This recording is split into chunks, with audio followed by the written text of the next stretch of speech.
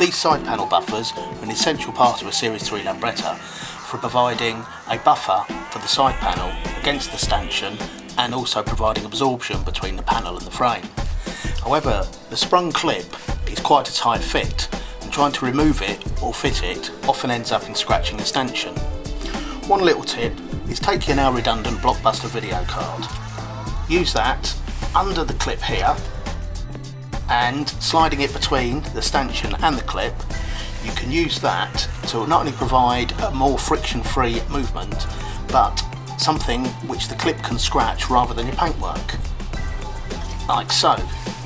Taking it off without scratching it.